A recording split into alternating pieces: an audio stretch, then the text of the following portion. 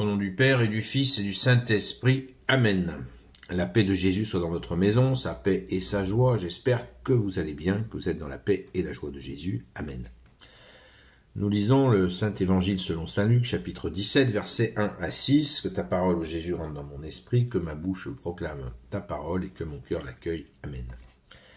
Jésus dit à ses disciples, « Il est impossible qu'il n'y ait pas de scandale, mais malheur à celui par qui il arrive. Pour lui, ce sera préférable qu'on le jette à la mer avec une pierre de moulin attachée à son cou, plutôt que de scandaliser un des petits que voilà.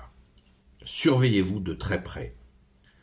Si ton frère pêche contre toi, reprends-le, et s'il regrette, pardonne-lui.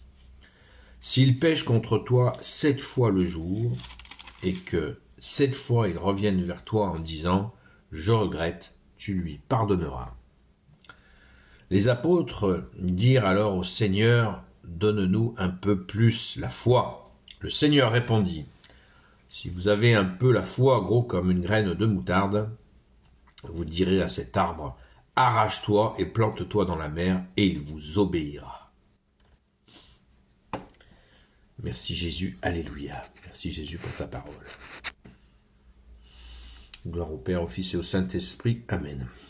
Alors, le fameux scandale.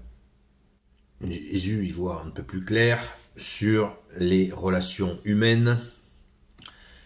Et là, il y a une allusion au scandale, un des petits que voilà. Qu'a-t-il montré Jésus en parlant des petits ? On pense immédiatement aux enfants, bien sûr, parce qu'on sait que Jésus, il a une attention toute particulière pour les enfants, pour les protéger, puisque les enfants sont par définition vulnérables. Est-ce que là, parce que quand les foules venaient à Jésus, les enfants ne mettaient pas, les parents ne mettaient pas les enfants à la nounou. Il devait y avoir beaucoup d'enfants qui étaient là aussi. Donc peut-être qu'il y avait des enfants qui étaient là et Jésus les a montrés. On n'y était pas. Mais ça paraît assez évident. Il faut le discerner parce que ça, c'est une réalité. Je pense que c'est évident que les enfants scandalisés, c'est une façon... Jésus est doux et humble de cœur. Donc il n'utilise pas là des mots encore plus précis. Je pense que tout le monde a compris qu'il s'agit d'abus d'enfants. Mais il y a aussi les petits. Il y a une deuxième catégorie, ce sont les petits, ce sont des gens fragiles. Ceux qui peuvent abuser de gens fragiles. Il y a des enfants qui sont vulnérables et il y a des gens fragiles qui sont aussi vulnérables. Et donc Jésus mentionne ces deux catégories, à mon humble avis. On va rester sur la question des enfants. Jésus annonce la couleur. Celui qui commet un abus sur des enfants, il serait préférable qu'on le jette à la mer avec une pierre de moulin attachée à son cou, plutôt que de scandaliser un petit. Jésus dira dans une autre séquence d'évangile qu'il ne se passe pas un instant sans que les anges de ces petits ne passent devant le trône de mon Père. En voilà. Là où il y a le plus d'abus, c'est dans les familles. C'est une réalité. C'est une réalité. Donc Jésus nous dit, surveillez-vous de très près. Vous vous rendez compte ? Surveillez-vous. Surveillez-vous vous-même et surveillez-vous entre vous. Car pour protéger les enfants, tous les moyens sont permis et la surveillance est essentielle. Il n'y a pas de flicage là, il faut y aller. Il faut surveiller les petits, protéger les petits, par tous les moyens. Merci Jésus. C'est extrêmement touchant. Des fois, des gens ont des remarques terribles sur Jésus. Quand on leur dit la sentence que Jésus a prononcée, ça calme tout le monde. Pour lui, ce serait préférable qu'on le jette à la mer avec une pierre de moulin attachée à son cou. Voilà. On ne peut pas dire que Jésus va dans la dentelle. Donc Jésus est amour, il est aussi justice. Merci Jésus, alléluia. Vient ensuite la question du frère qui va pécher. Si ton frère pêche contre toi, reprends-le. S'il le regrette, pardonne-lui. S'il le fait 7 fois le jour, 7 fois il te demande pardon, tu le pardonneras 7 fois. Ça veut dire quoi ce 7? Le chiffre 7, c'est la plénitude. Ça veut dire à l'infini. À l'infini. Autant de fois que ton frère regrettera de t'avoir offensé, autant de fois qu'il péchera contre toi, autant de fois tu devras le pardonner si il te demande pardon.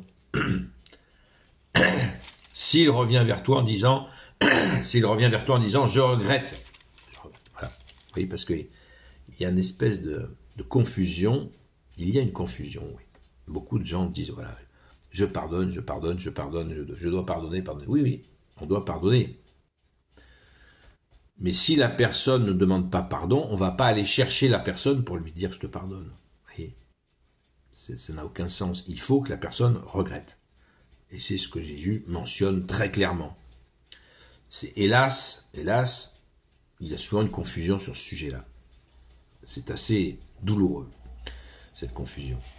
Donc, on va pardonner à ceux qui nous demandent pardon. Et ceux qui pêchent contre nous et qui ne nous demandent pas pardon, eh bien, on ne va pas les chercher, mais on les oublie. Et on oublie l'offense en la donnant à Jésus. Amen. Merci Jésus de porter aussi nos offenses, les offenses que nous recevons. Et les apôtres demandent à Jésus, donne-nous un peu plus la foi. C'est la fameuse demande d'augmentation de la foi. Et là, Jésus leur dit la foi, la confiance. Si vous dites à cet arbre d'aller se planter dans sa mer, il le fera. D'aller se planter dans la mer, il le fera. Eh bien, il le fera. C'est ça la foi. C'est la foi.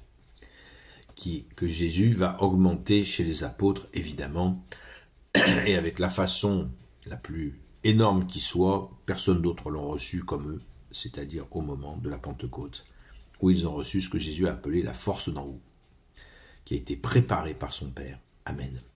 Alors rendons grâce, les amis, d'avoir tous ces avertissements et mettons-les en pratique. Et si nous n'arrivons pas à pardonner quelqu'un même qui nous demande pardon, eh bien, crions vers Jésus pour lui demander de nous y aider. Et c'est certain qu'il le fera. Merci Jésus. Alléluia. Gloire soit au Père et au Fils et au Saint-Esprit, maintenant et toujours, et pour l'éternité. Amen. On n'est pas obligé de fréquenter des gens qui nous maltraitent en permanence. C'est pas ce que Jésus a voulu dire. Une petite précision quand même importante. On n'est pas maso. Même si on pardonne, on n'est pas maso.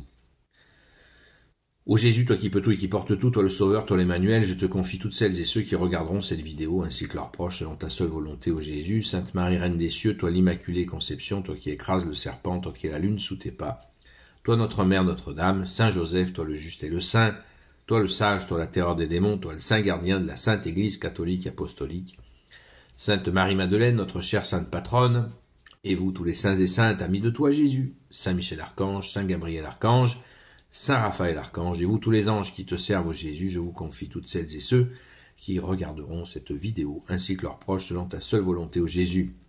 La paix de Jésus soit dans votre maison, rendez-vous ce soir comme tous les soirs, de 20h à 22h sur la chaîne Seul Jésus Sauve sur TikTok, où nous avons un direct, où nous attendons vos questions avec l'équipe qui s'en occupe, et pour aussi prier pour celles et ceux qui crient vers toi, ô Jésus. La paix de Jésus soit dans votre maison. À très vite.